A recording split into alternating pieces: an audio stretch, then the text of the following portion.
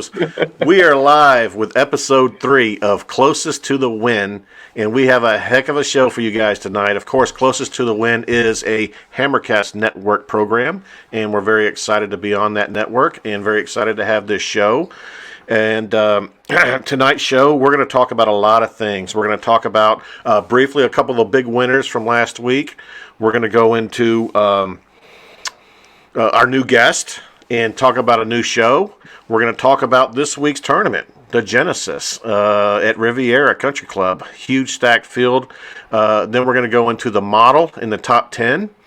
And then we're going to go through our DFS picks and get your pen and pencils out because we're going to go all the way down the list, who we like in the 10, 9, 8, 7, 6, and then, of course, the value range. We're going to give you our favorite plays for all of those, and then we're going to go to our favorite outrights and other prop bets that we have to close out the show. So please stay with us, and we look forward to answering any questions, any thoughts you may have. How you guys doing, Nick? Hey, what's up, Nick? Things are good, man. Genesis is a great tourney, crappy car, and a pretty awesome video game system, but that's about it. I remember when I had my first Genesis. I don't know much about the car, but anyway. Sports games were awesome. They were. The Sega Genesis. That was especially a lot of fun. The Tiger Woods games. Yep, that was cool. Anyway, we do have a new guest.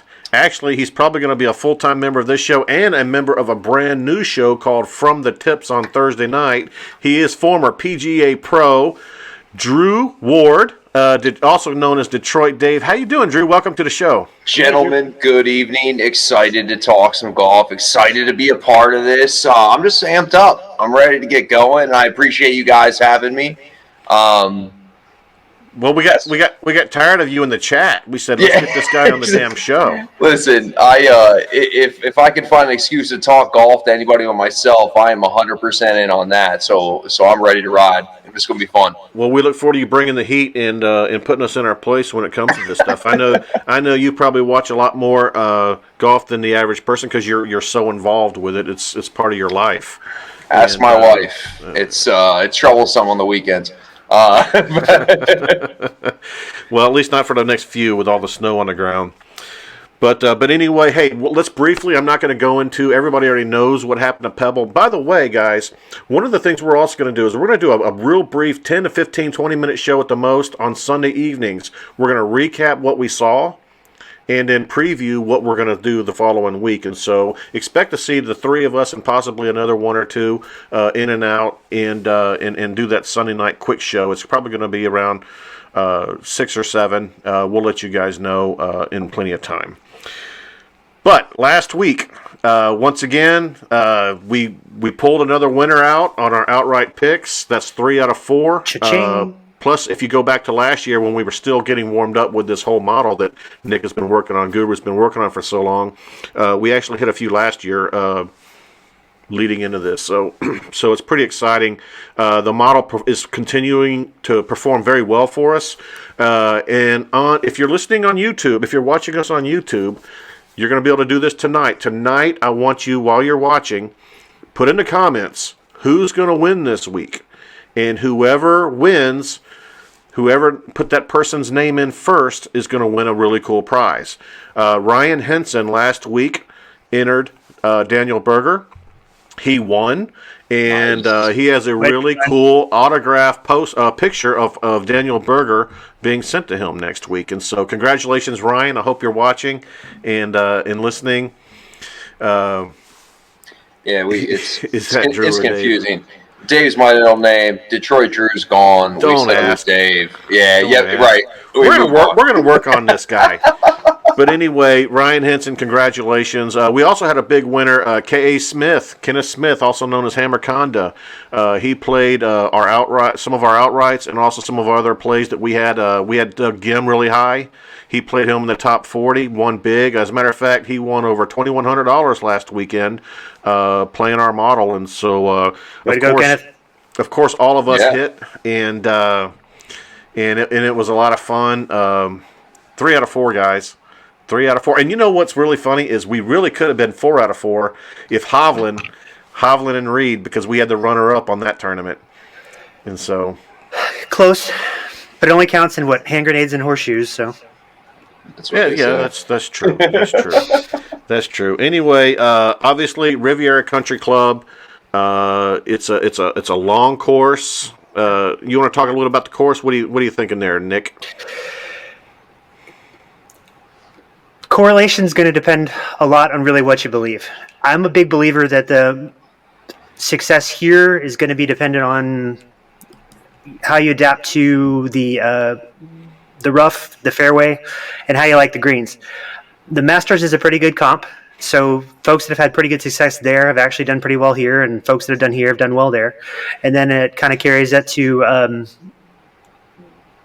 Farmers as well with Torrey Pines, just because the fairway's in the rough.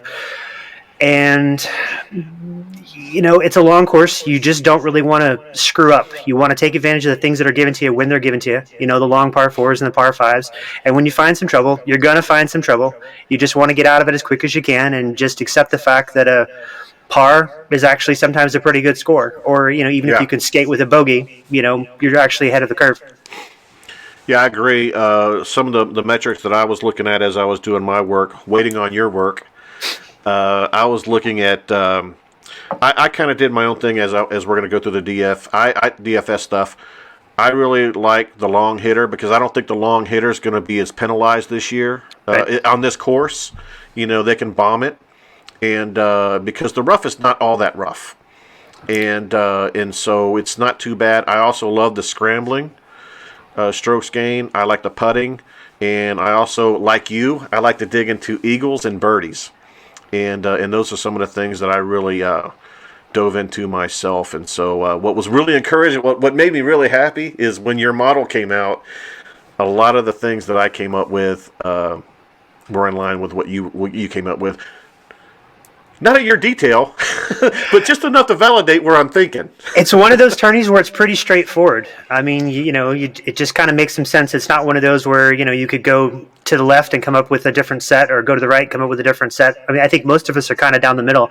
It's really just kind of splitting hairs over who you take and who you can squeeze in as far as DFS and the bets. You just get the best odds wherever you can place your bets.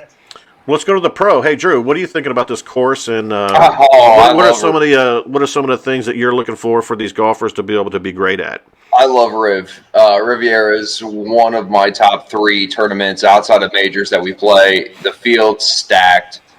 The beauty of Riviera is number 10, which is a 305 10-yard par 4, probably the best short par 4 in golf.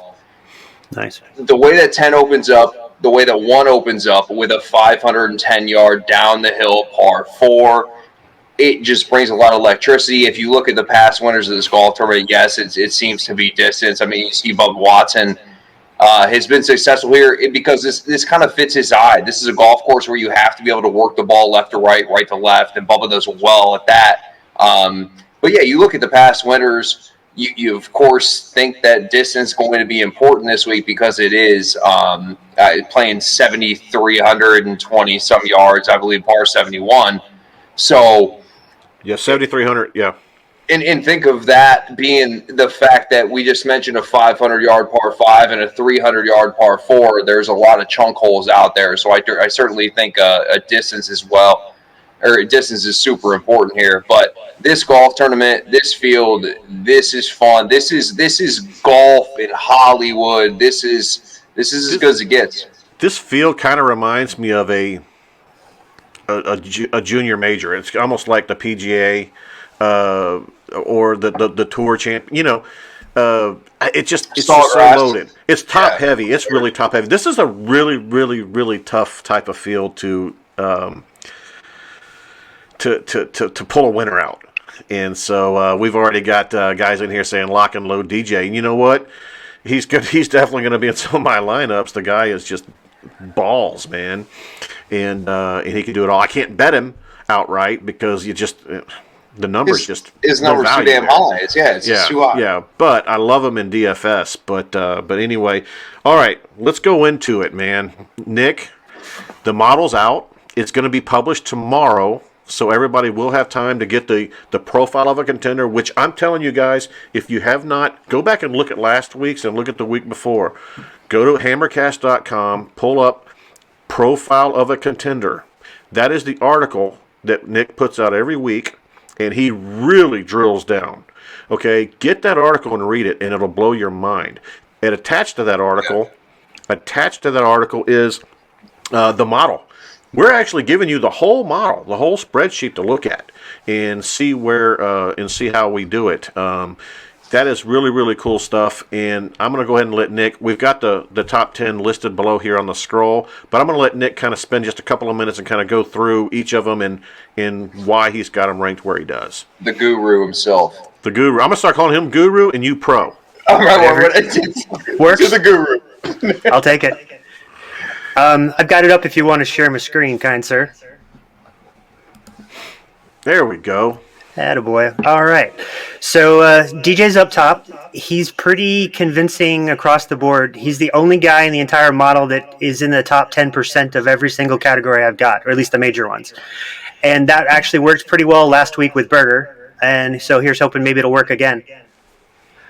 You go down another tier, and it's pretty much a coin flip between Rahm and Xander.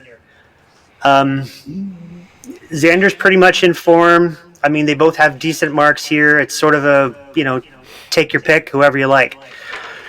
You kind of go a little step further. You've got maybe Cantlay, according to the model, just maybe kind of a smidge down. And as far as DFS goes, I think you're really getting a pretty good price for him at 96 the way he's played. He's in California. He's in pretty good form. I think he's got, a win, a second, and like a third in his last 5 tournaments or something. It's pretty gross. A little lower, it's coin flip between Finau and probably Rory. Again, pick your poison there.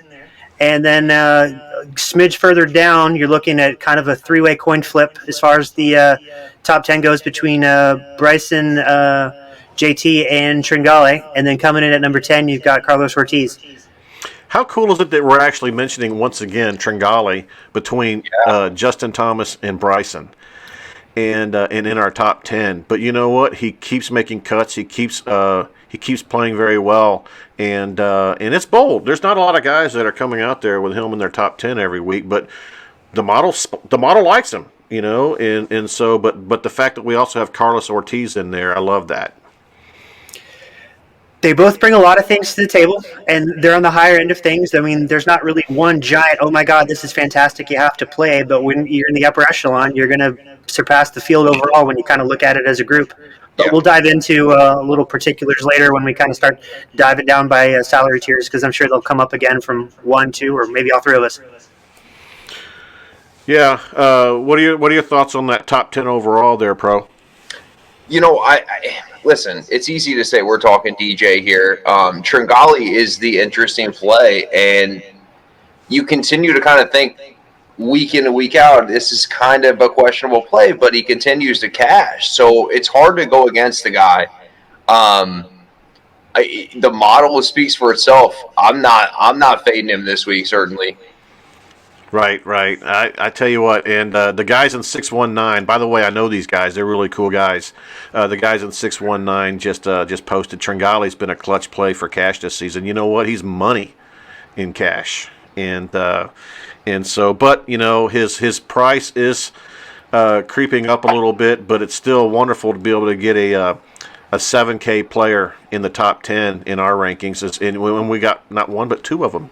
And of course that does help the fact that there's only 120 players in the field, and so and we're going to talk about that. As a matter of fact, let's go into it, guys. You ready to start talking DFS? Let's dive in, my friend. All right, we're going to go with Nick first. We're going to start with the 10K and up range. Obviously, it's a small tier. But Nick, give the audience, man, give them what they want. Who are your 2 plays in top 10 in the 10K plus, and in 1 fade? Well, let's just get exciting right off the top, since I know where you're going. So my 10K fade is I'm going to fade Bryson. Oh my God. I love it. Let's go, Nick. Throw it back at him. You got to be kidding me. No, I mean you got 5 guys there, right? Who's the most likely to tail off somewhere? I think DJ's the easy money right there. I think if you bet him to make the cut, I think on $1, I think you'd make 8 cents. I mean, So let's just assume he makes the cut, and he's going to do okay. And I think his top 20 odds are going to make you 30 cents on a dollar, or 35 cents, or something like that. So let's just push him aside because he's one of my must-use. So then you're down to the other four, and the biggest thing I could say is I'm really tied into the whole Augusta correlation. Ron's done pretty good at Augusta, JT's done pretty good at Augusta, and Rory's done pretty good at Augusta. Until Bryson does it, he's going to be the low man on the totem pole for me. He's also priced the lowest of those guys. Yeah, but you know what? I'll take Xander all day long. I'll give up the $200 and go down to Xander and just tell Bryson to suck it, for lack of a nicer way to say it. I mean, he's going to come out, he's going to hit it, he's going to score and do all this wonderful stuff, and he's got this progressive, course history form coming in, and I'm sure he'll do fine. But for that kind of money, I need to be convinced he's probably going to hit in the top 10, top 15. And he can. I think everybody up there can. It could easily be one of those weeks like last week when, you could see 10,000 guys in the top 10. But if I have to pick a fade, it's going to be him. All right, who are your two plays? I'm just going to trust the model and stick at the top. I'm going to go with DJ and Rahm. I mean, like I said, DJ's got it across the board, and there's nothing there. And really, you're kind of splitting hairs with the rest. I'm a little worried about JT because there's some stuff that popped up in some of the stats things that I didn't like. And then, I think Rory's rounding into form. If I'm wrong, I think I'm going to be wrong with Rory because Rory's playing with Bryson, and I love that pairing. I think it's fantastic. And then I think that's an amazing pairing. And Rahm's kind of playing with Cantlay, which I think is great too. But the one thing I really like about Rahm, I really think it's kind of a grinder type of course and a grinder kind of tournament. And the two I remember most about last year. Now, granted, there's a little bit of weather involved, but it's going to be the BMW, and then it's going to be the Memorial, right after workday. Nasty tournaments, scores were super. Barely under par, and he was right there at the top and grinded out. And he had terrible rounds at both, but he still squeezed out some good enough scores to win both. And that's what sticks in my mind. So to me, that was kind of the deciding factor. But you're really splitting hairs. I really couldn't fault anybody for using anybody. All right. Well, yeah, we'll let you take the chalk, but I can't wait. I can't wait till Thursday night or the Sunday night. I'll be crying. Show. He's gonna be like, hey man, I don't want to hear this. I got to give the kids a bath. I can't get on, and that kind of stuff. We may have to do a head-to-head on this one because I didn't think you were gonna fade my boy. Oh my God. Hey, Pro. Yeah. 2 plays and a fade, 10K plus range. What do you got? I actually considered fading Rory for the simple fact he has a 2-way miss with his driver right now, and for a guy that's the best driver in golf, it's not necessarily been great. However, I didn't fade Rory. Oh. But down to 3. Come on. I'm with Rombo. I'm with Rombo as well. I mean, listen, he's been consistent. He's been 7th, and 13th in his last 3 starts. He's a guy that's ready to win. And like you said, Nick, it's so hard to fade any of these guys because we could sit here and make the argument for all of them. But I'm actually rolling with Bryson DeChambeau as the other guy that I'm in on. We talked about length at this golf course. Bryson finished 5th last year. Bryson hasn't been playing very often. But 7th and then 18th in the last 2 starts. I'm going to fade Justin Thomas. Missed the cut last year. Listen, Justin Thomas, again, it's hard. But Justin Thomas, the issues with the endorsements and the things that have happened, don't get me wrong, he can certainly come out and win this week, but he's the one out of that group I'm going to go ahead and fade. Justin Thomas. Isn't it weird to say you have to fade a guy like Justin Thomas? Mm-hmm. Okay, that leaves it to me. By the way, guys, Justin Hansen, he's in the vehicle. He's probably watching the show right now with his phone while driving in Florida, and so he's not able to make the call tonight. All right, so we're going to go ditto. I am going with, obviously we all know that I'm going with Bryson. Yep. And the numbers don't lie. I looked at the last 40 rounds with the competitors in this field, and Bryson, I alluded to this in a tweet earlier today. 3rd in the field in scrambling. Earlier I talked about scrambling, how important it is for this course. 3rd in the field. ninth in the field in putting. He's a very good putter, a much better putter than you realize. Now, he does struggle a little bit on POA. Don't get me wrong, I know this. Nick, because Nick will throw it right in my face. Guru will. But he's also first off the tee, okay? First off the tee, third in scrambling. You don't get penalized as much on this course, and you can get there on quite a few holes. I really like that. But he's also first in eagles, and he's sixth in birdies. And from strokes gained tee to green overall, which I love, he's sixth overall out of everybody in this field. All of those played together with all the course, the way it's set up for him. I really, really like him this week. And I also got Rahm. And for obvious reasons, Rahm is fifth in scrambling.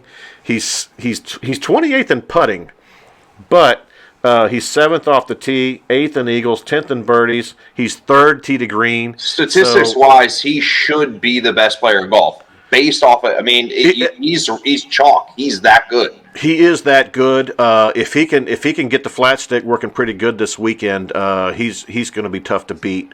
And so those are my two plays. My fade actually is Rory. And I love Rory, don't get me wrong. And that's why it's going to be really fun for me to watch this first round. Now, the reason I fade Rory is because you just don't know what you're going to get. He's not been very consistent.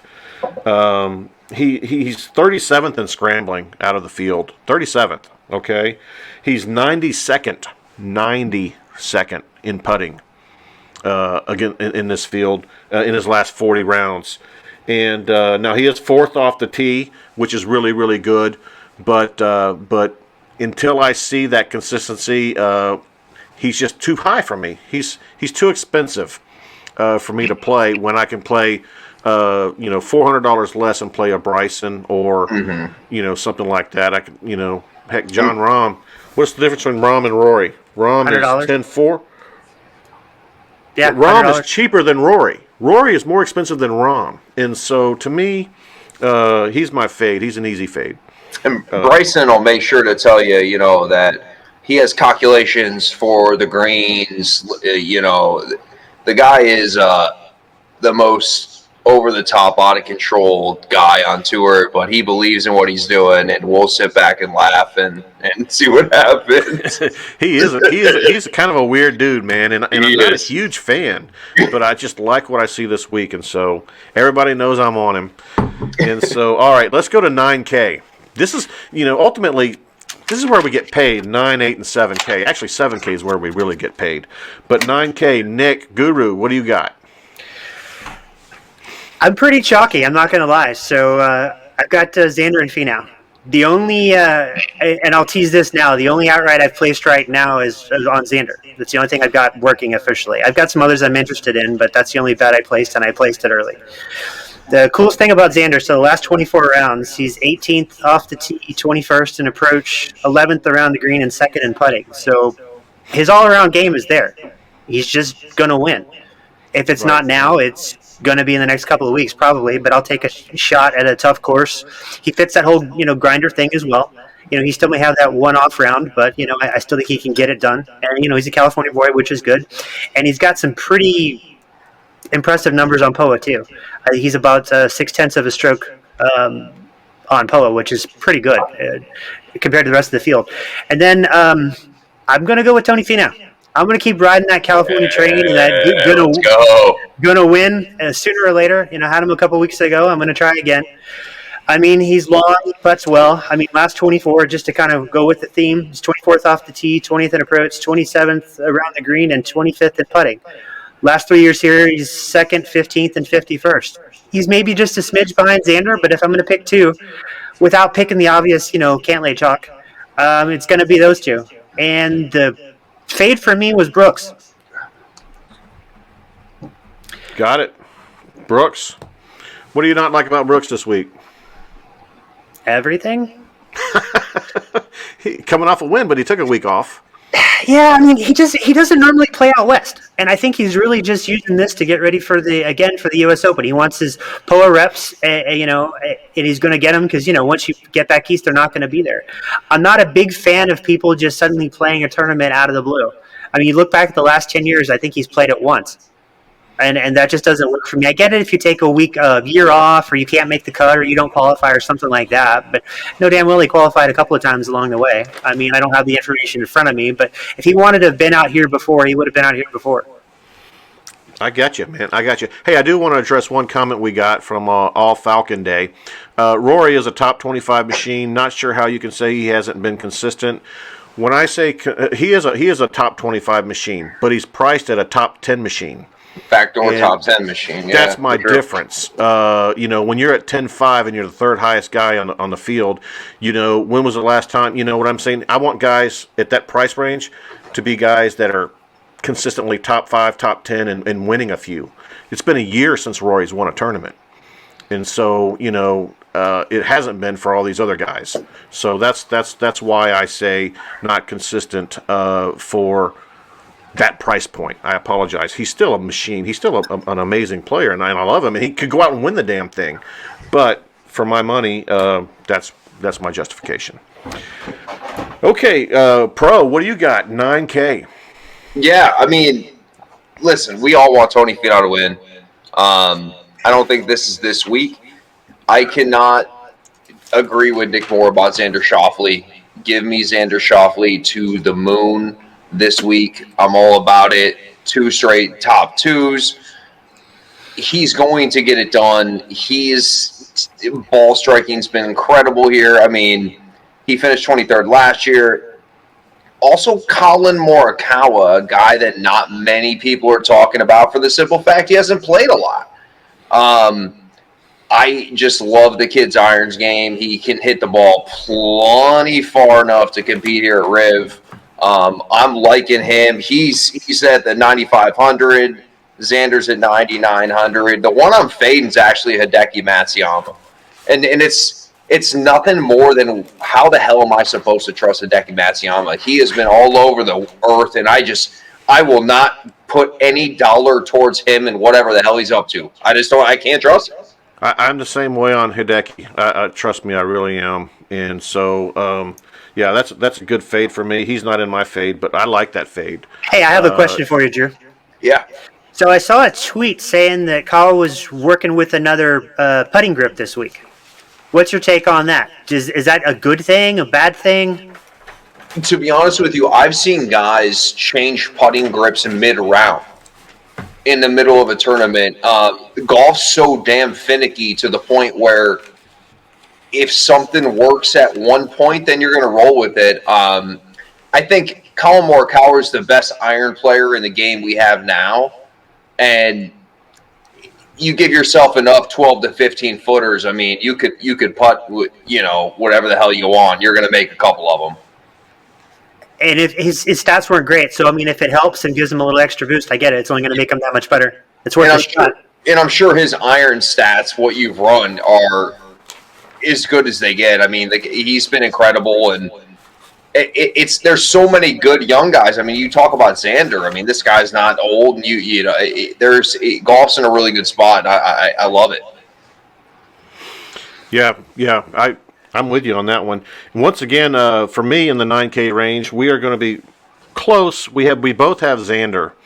Schauffele is just playing so well. I use the same metrics for all of my guys on the DFS segment here. Xander's second in scrambling, second in putting. He's 13th off the tee, 5th in eagles, 9th in birdies, and 4th in tee to green. And so it's a no-brainer. I really, really like him here, and I love that price point. To me, I think he could be a 10-1 guy. So I like him at 19, at 9,900, and so I like him in the 9K range.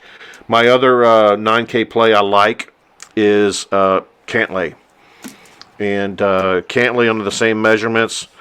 He's 10th. In scrambling, 8th in putting, 46th off the tee. He's not the longest hitter, and so he's not a guy that's going to have a lot of eagles. But boy, he's 5th overall in birdies. He's a birdie machine, and he's 16th overall in tee to green. I think the course sets up well for him, and so those are my 2 guys.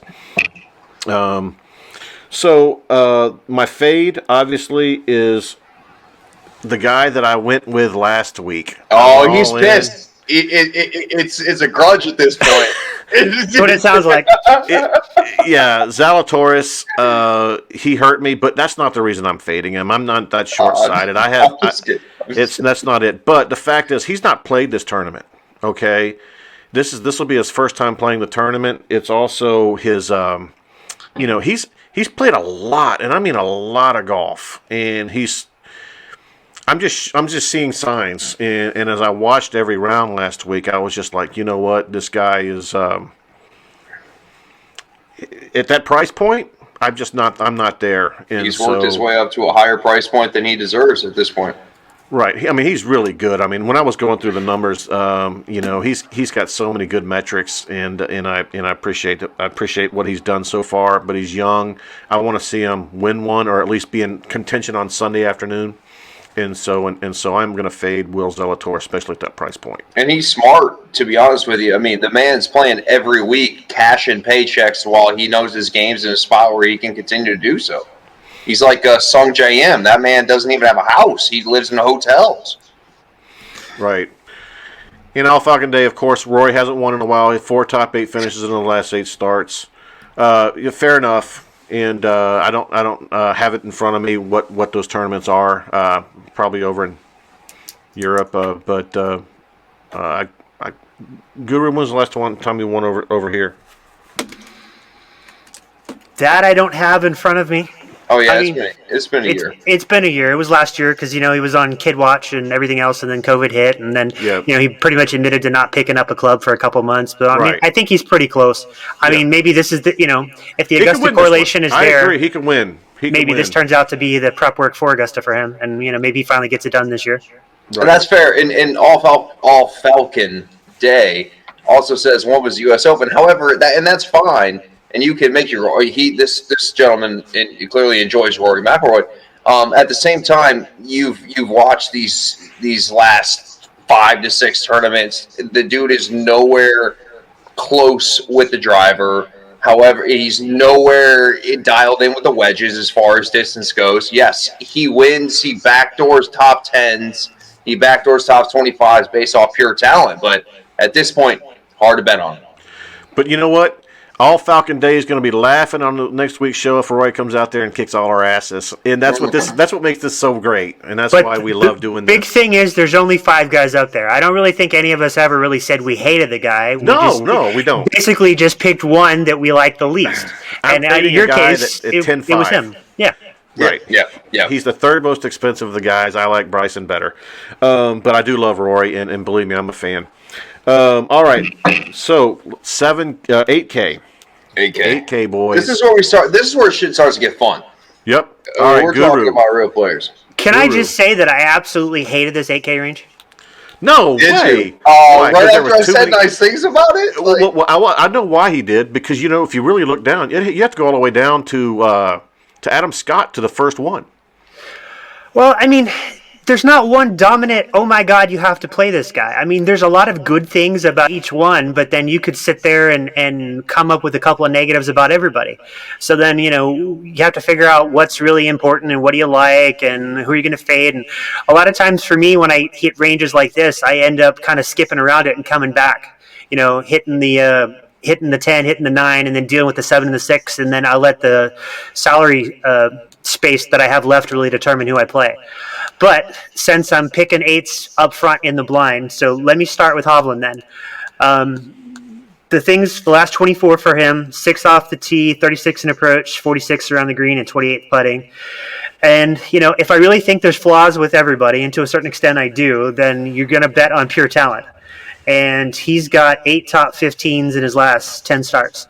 I know he doesn't have the established court history here like everybody else, but I'm going to overlook that, and this is possibly one that'll come back and burn me, but I feel like you have to play him. Number 2, I'm going to take the low-hanging fruit, and, it's one of the 4 or 5 times a year, and I guess I'm going to play Bubba. Let's go. His last 24, he's 7th off the tee, 14th in approach, 20 around the green, and a smooth 104 with the putter. If he can, he's won this 3 times. 3 times, man. yeah, but you know, if you believe in trends, he was supposed to win it, I think, last year or the year before. So, I mean, you know, he could have already done it. I just don't like his recent form, but man. I know. Do you know he's plus 500 to have an eagle on Thursday? If he's in form, you'll get it. Plus 500. It's worth a shot. I mean, Bubba Watson either loves a course or hates a course. When he starts to love a course, he will compete. I mean, look at Augusta. He's always near the leaderboard. He's won 2 green jackets. He's won the tournament 3 times. I mean, he's one player that I expect to at least hang around, at least, make the cut. Oh, yeah, no, I think he'll make the cut. It's just, I'm trying to get you that, top 10, top 15, and I'm not totally convinced he'll get there. I mean, maybe he'll get 22nd or 24th, and that's nice, but that's not going to win you anything big. You're still going to need, a little more firepower, and I really struggled trying to find the right 8K firepower this week. And so let me go fades. The one I really, really, really wanted to fade just because I think he's due for a little bit of regression, but I just couldn't talk myself into it was Homo. But I'm going to take a pass on that. Oh, wow. And just a lot of people are on him. Kind of keep my mouth shut on that one. And I'm going to take the low-hanging fruit the other way, and I'm going to go with Matthew Wolff. So you're fading Wolff. Yeah. Yeah. He's way down the model for me, which is fine. But basically, the last 24, he's 93rd off the tee, 13th in approach, 116 around the green, and I think 23rd in putting. If you just want to look at a more recent sample size, it's 106, 48, 117, and 38. So driver's still not there. But if you go back 36 rounds, the off the tee was 38. So somewhere along the way, basically, his driving stats have gotten a little wonky. Yeah, according to your model, you got him at missing the cut. Way down there, yeah.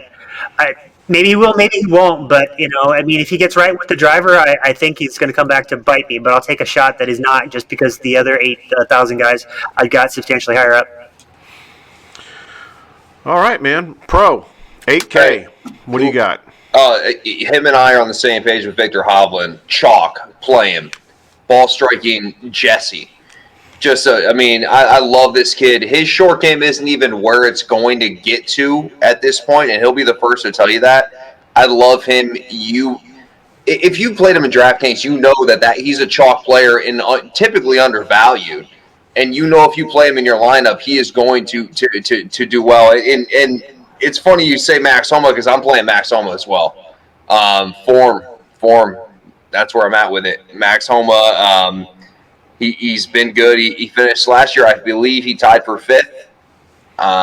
Yes, sir. He's played well. So I'm going to go with those 2. And then Will Zalatoris is my fade. Wait, Will Zalatoris was a 9K fade. I got an 8,200, 8,300. You know what? That's a mistake on my part then. I faded the wrong guy at the wrong time. Hey, I'll fade him twice. Hey, to hell with Will Zalatoris. Nobody wants him. No matter what category he's in.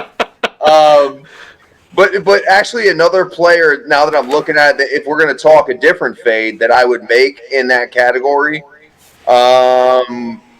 would probably be Matt Wolff. I really do agree with Matt Wolff. Yep. Okay. Matt Wolff, yeah, I agree. You know what? I didn't put him in there, but I agree. The reason I didn't put him in there because Zalatoris is my fade for 8K. My 9K fade was Jordan Spieth. Oh, that's just disrespectful. I know it is. I know. You guys are going to learn my love for Spieth. I know. I like him too. I really do. It just hurts my heart. I really do. But until I see that Sunday Warrior, I'm struggling, man. He's working his way back up. He's getting there, and I can't wait for him to hit it. But boy, he's now finished back-to-back tournaments where he was the leader going into Sunday. I tried to skip a 3-year-old birthday party to watch it. Oh man! But anyway, so my 8K players are Victor Hovland. So we got a consensus on that. I love Victor Hovland. I love the guy, just like you guys. We've already talked about him, why he's so great, and I believe he's going to be. He's one of my young favorite golfers. Him, I like Morikawa, and I like Scheffler a lot. But I'm not playing Scheffler this week. Makes a ton of birdies. Scotty Scheffler does. Yep. Right. My other 8K play, who hasn't been mentioned yet, but I'm going really, off the model, is Joachim Neiman. And I really like Neiman. And I mean, gosh, when I just looked at the same metrics, I mean, the guy, he's 33rd in scrambling. He's 19th in putting, 26th off the tee. But he's 15th in eagles, and he's 3rd in birdies. And he's top 15 in tee to green. And so he's just one of those guys He's that scrappy, man. I He's really scrappy. like him. And the model really likes him. And so at that price point, I had to take that guy. And as far as the fade, I have 2 fades. I gave you guys Zalatoris. The other fade I have, and I think the model agrees with me, is Sergio Garcia. I just don't know what's going to happen with Sergio, and That's I a don't great know. fade. I don't know if his head's always in it, and I don't know how motivated he really is, and so he's 34th in scrambling. He's not even on the charts in this field on putting, and so between the fact that he's down there in scrambling, down there in putting, and I'm just fading him. It seems he's since a big Sergio name. A lot of won people the might know him. Masters, he kind of took a long vacation. He's not been the same, and that's... Yep. And then, of course, All Falcon Day, yes. And I love that name, All Falcon Day. All Falcon Day. I mean... And I didn't even realize it until just now. You didn't? Nick, what about you? Did you pick up on this? About 5 seconds before he did, I was like, Okay. "Oh, that's what that says." Okay. Okay. Spieth has had some big moments in the Riv, and yes, he has. And I love Spieth. And you know what? If he goes out and wins the thing, I'm still going to celebrate. Yeah. I'm a for Spieth sure. fan club. However, when we're talking about betting on people, Yeah, we're it's talking hard. cash money. yeah, exactly. And so that's kind of where I'm at on that. All right, guys, let's jump into 7K. Then we got to get to our value plays. 7K Guru, what do you got? Oh, it's boring, but I took the 2 at the top. Ortiz and Tringali. So I was really unsure about Tringali, but the interesting thing about him, so when you kind of look at him over the 24 like everybody else, he's 32nd off the tee, 24th in approach, 9th in putting, and the only place he lacks a little bit is the around the green. He's 72nd. But that sort of checks out, and he's a positive putter to begin with, but he's actually even more positive, I guess, on polo too. And as far as the course history goes, he's actually got one of the better markers here. He's got 8 made cuts in the last 9 trips, and of those 8 made cuts, 6 of them were top 20s. Wow. Yeah, that's crazy, and he's still in the 7K range. And so I get it. The 7K is nice, but I'll take the 100 to 1 to on the outright too. I already have, and we'll get to that. I want to talk about Molinari for 1 second. Yeah, Justin brought up one of our partner who's driving right now. Brought up he's probably driving, texting, and looking at a map while he's he's fading Molinari. Did you guys see Molinari's tee shot on Saturday morning? I missed it. It first hole went a total of 70 yards. However, Molinari is rounding back into form. It's sad that you would hate on Molinari like that. He's not a fade. And he's got a membership at the club too. Here we go. It's destiny, damn it. I don't know that he's a fade, but I don't know that he's a must-use. He's somewhere in that middle, and I'll let you determine which way you want to go with it. Well, where do we have him? Down. We got him at 72. The model hates him. Show him some respect, the model, damn it. Oh, my God. That was nice of Pro to try to justify the guy. All right, First he brings up a 70-yard drive, and then he says his game's really Yeah, shitty. you're right. You see how that turned around?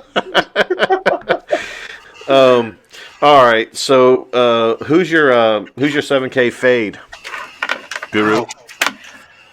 Sorry, Justin. Gary Woodland. Oh, Wow.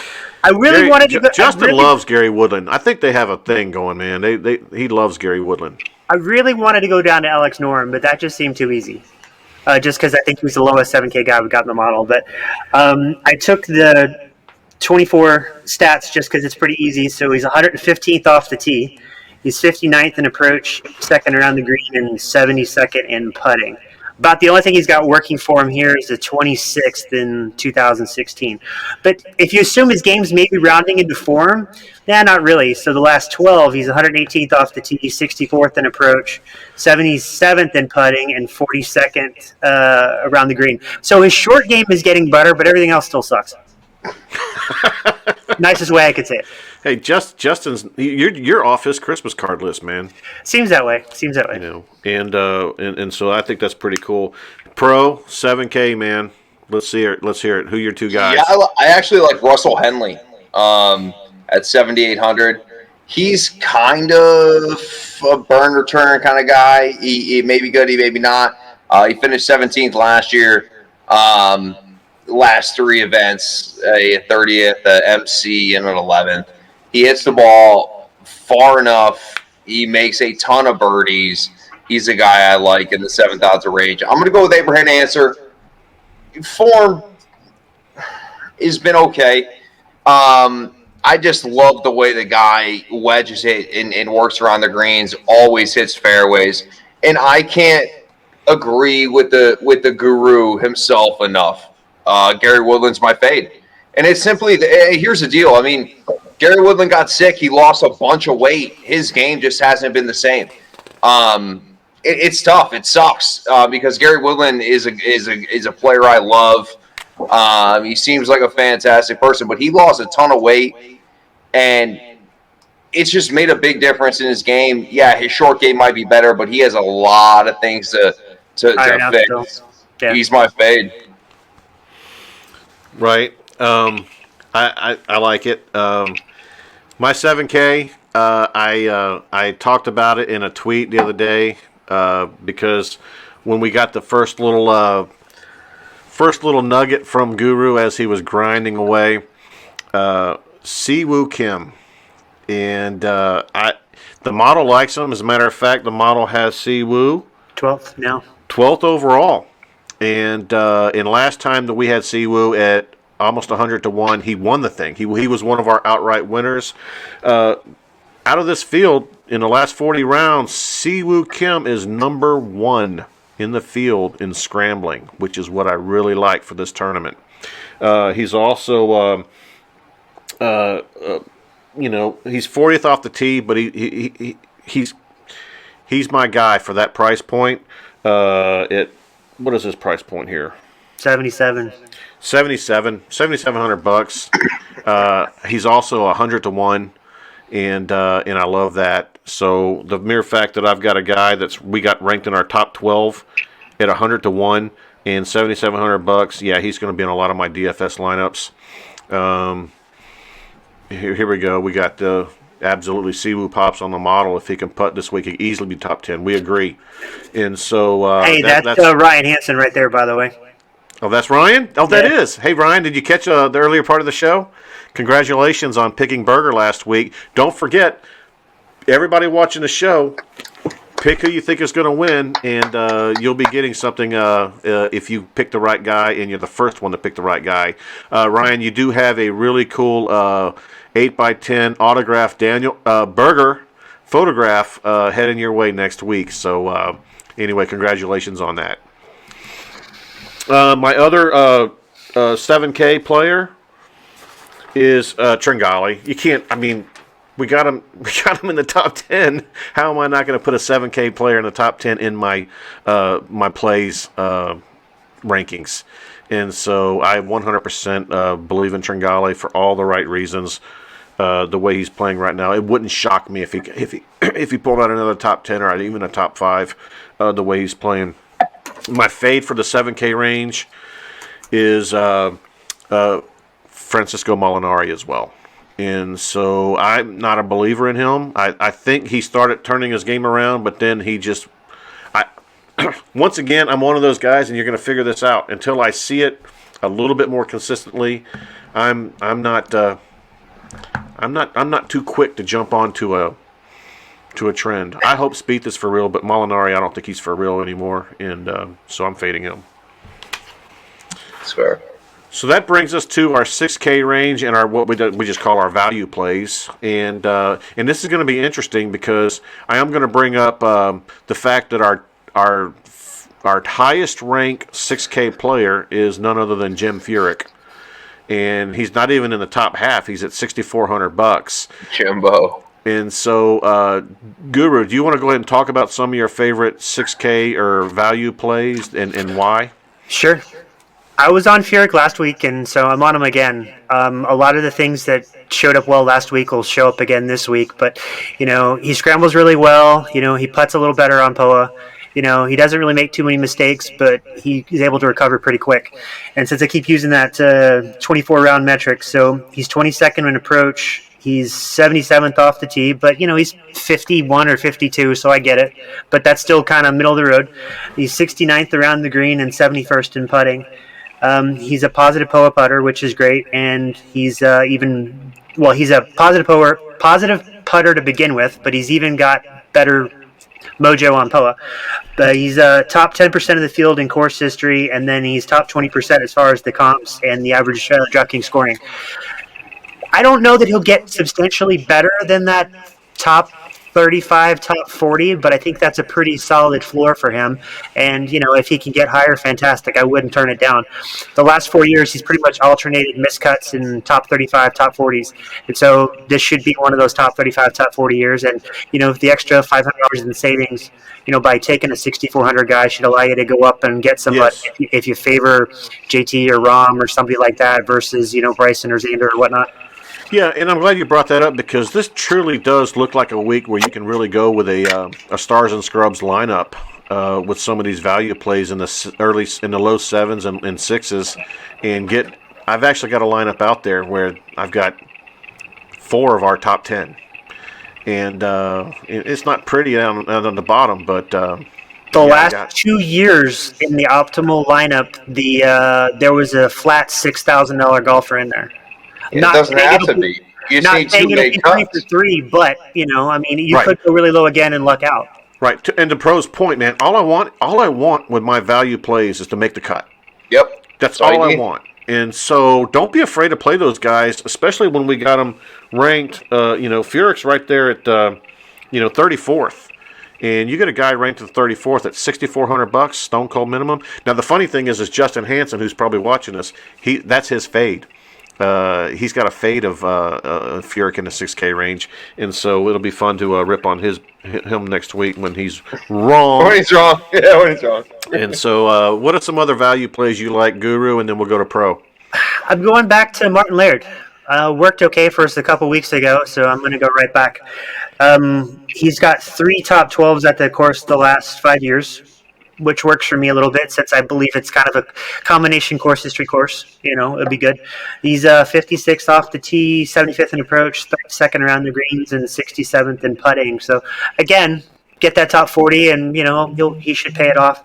He's a neutral to slight. He goes from a neutral to a slight positive putter on POA, which is kind of a good thing. You could fade a whole lot of people in this. You sure as hell can. Yeah, I don't even talk about fades in the 6K range. Yeah, I just talk about value plays. Those are the 2 I really liked, but since I didn't have a fade, I hate to go 3 for 3 and take somebody in order. I really like Gim, but the other one I pondered heavily is Harold Varner III. I went a little further down.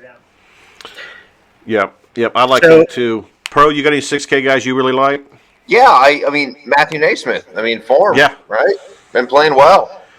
He scared the shit out of me last week, but he came through. I also am in on Jim Furyk. 100% in on him. The model loves it. I love his form. I mean, he's been actually playing well. If you look, he's been sneaky decent, and that's what we're looking for here in the 6K range. If I'm fading a guy in this range, one of my favorite players, Harry Higgs. I got to fade Harry Higgs for the simple fact he's been terrible. So hopefully that gets better, but that would be my fade. But those 2 guys, I mean, Jim Furyk keeps coming up on the radar. I like Jim Furyk. Yeah, me too. For my value plays, I'm on Furyk. I'm also on Gim and Laird and Naismith. Those are all going to be in lineups for me to help me jam some of these big guys in. I also will have Peter Malnetti in a lineup or two. I still think he's got really good game, and at $6,600, he's right there in the middle sixes, and so, you know, I'm not going to go any further down than that on the model because I don't have to. I can see myself really honestly staying in that Furyk, Gim, and Laird range and being just fine with those three guys mix and matching throughout all my lineups. But there may be a squeeze or two with Naismith and Malnati. And I like Harry Varner the third too as well. So those are If all he can good putt this 68 week, plays. he should be pretty solid. Yeah, he The big should if be. is on the putter.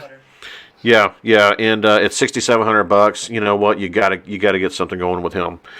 All right, so that kind of gives a really good amount of volume of what we're thinking for DraftKings in the model itself. Let's go ahead and go to our outrights and any other interesting bets that we have, and talk about those. And you know what's going to be interesting, and I thought about this as we were creating the show sheet. The mere fact that we all have consensus on some of these players in our tiers that we just did makes me believe that those are some of the ones that we're going to have to recommend for our outright bets. The first, obviously, being Rom, but let's go ahead and go with Guru. What are some of your outrights that you're looking at, or some other prop bets, or anything that you're really hot on? I think 16-1 at Xander's pretty good. I think it could be lower. I think it should be lower. I think if he wins, it's going to be substantially lower, and I don't think you can get him in double digits for a long time after this. I'm pretty good with that number. Rory's at 12 and Rom's at 12 and DJ's around 5. I think he's maybe up to 6. I'm not sure now. I think that's a good outright that you have a shot at. I think the last 10 years, I think the average win here has been in the 60s, I think, but there have been a lot of single digits and low double digit numbers, so it's going to be near the top. I mean, there have been some fluky outrights here and there, but the best thing you could do is flip the grid around and actually see the value plays. But you could probably figure them out even just based on the DraftKings odds. I mean, Chergali's going to be good, even if you don't want to bet him outright. Bet him in a top 10. Siwoo's going to be good. I mean, Burns is going to be good. Any of these 125s and 100s you see in the top 25 are worth a shot. It just depends on kind of what pick your poison, so to speak. And I'll put a couple extra in the profile article tomorrow, just because I put the tee times in, but I hadn't had a chance to digest them, and I want to just make sure they all kind of check out. There's some tiebreakers, and I might use the tee times and the pairings as a bit of a tiebreaker, so to speak. Yeah, and that's a great segue because as you guys can see from the, even though it might be hard to see for some of you guys, including myself, the tee time thing is really cool, and that's something that's pretty proprietary that the Guru has come up with. And one of the things the first thing I looked when I saw this, Nick, was when's Bubba playing? When's Bubba playing? Because I love the idea that he's going off in the morning. Because he's really good on POA greens, and the fact that he's going to get those POA greens pretty much pristine condition, not before the heat in the afternoon. Yeah. Yes, exactly. I think that the chance for that plus 500 for an eagle tomorrow is really strong. I took Bryson plus 450 for an eagle tomorrow. And so some of my outrights, and I'm going to post all my official outrights on Twitter tomorrow. But right now, you guys obviously know that I've got Bryson in there as one of them, and I do have Siwoo Kim as an outright as well. I love the 100-1. The fact that he's a top 12 in our model, I really like that. And I may have a little bit of Ortiz. I may have a little bit of Rom. I may have a few other guys. I've got a couple of straight forecast bets, but we'll have our official outright posted tomorrow on Twitter. Pro, let's hear it. What do you got? Some outrights? Yeah, so Xander Schauffele. I'm 100% with the outright winner. A guy that I like, and I actually don't know the odds because my phone's not pulling anything up. I like Brendan Todd to finish top 20. He's a guy that his career kind of went to hell, kind of went to shit, and then he's bounced back, and he's been really playing well the last year and a half. I know the odds of that are probably very good. I apologize. And I also like Colin Morikawa outright winner as well. I like that one too. So, and I know those odds are good, and I apologize, boys. I can't pull it up on my phone for the odds itself, but those are the three I'm kind of looking at. Well, Morikawa's at 33. Yeah, and that's fantastic. I mean, I love those odds. And Hovland's at 35. And Hovland's another one of those that I may take the plunge on. I can't wait to get it official by tomorrow night. And so once again, we will share all our official ones. But right now, yeah, I'm liking that. Do you guys ever do any straight forecast bets? Boxing 1-2. Yours looked like fun last week. You might get me into it. It's so much fun. Justin is in it. He did a JT and Dustin Johnson and then Dustin Johnson and JT. I've got Bryson and Dustin Johnson and Johnson and Bryson and a few others, but it's a lot of fun. The odds are really, really good. And but you got to get them both. It's crazy, but you know what? It's fun, and it's only the top players, and you can pick them. And I'm going through DraftKings on those, but those straight forecast bets are a lot of fun. Any other crazy bets or any props or anything you guys are looking at? I always look at some first-round leader bets, and I'll put those out there, too. I think those are fun because, it's just one round, so you just need somebody to go out there and shoot something really low, and, that's the time to take a flyer on one of those, 7,000 or 8,000 guys. I love it. All right, guys. Well, hey, once again, if you're watching on YouTube or if you're watching live, be sure once the YouTube video is posted tonight, rewatch the video, and for those that are watching now, that are watching the video, we apologize. We're doing this show live. Be sure to put who you think is going to win the tournament in the comment section on the YouTube video. And if your guy wins, if you're the first one in with Dustin Johnson, good for you. If your guy wins, if you're the first one that picked him, you're going to win a really cool prize, and we're going to mail it to you. Also, if you get a chance, please hit the like button. Write us a comment. Subscribe if you like the content. This is our third show. We're going to work really hard to provide the best content we can for you, and it helps us. It helps us get better. It helps us to know what you're looking for. Tell us what you need, and we'll work hard to get it to you. Hopefully, you can appreciate some of the effort that Guru puts into the spreadsheet. It's so impressive, and Pro saw it for the first time today, and he was blown away. Oh yeah, you guys can't even see a fraction of the detail. Yeah, Guru's he's wild, man. This guy. Wild and crazy. Right. Yeah. And so, but we're excited about it. Once again, thank you guys for tuning in. Hey, Pro, thanks for coming on, man. Yeah, absolutely. I had a blast, guys. Stick around for sure. We like having Thursday night is going to be our first show called From the Tips. It's going to be all about golf course, golf tips, gambling, fun on the course. There might be a little grog involved, a little drinking. So we're just going to have fun, let it all out, debate, and also talk about the tournament. And we may have Guru come on Thursday night and talk about what he sees for a Thursday showdown lineup. And so lots of fun things coming up Thursday night at 6:30 Eastern Time. And then we'll have a final recap show Sunday evening at around 6:30 Eastern Time. So a whole lot coming on this week. Good luck to everybody. Look for our tweet. Look for our final article, and look for this YouTube to be posted very soon. Any final thoughts, guys? Greens, and Xander Schauffele all the way. Xander, let's roll. Let's go, Bryson. All right, guys. Thanks. Peace out, guys. Did you get all that? If not, make sure you head over to hammercast.com, subscribe, and join the Hammer Nation. Until next time, keep grinding.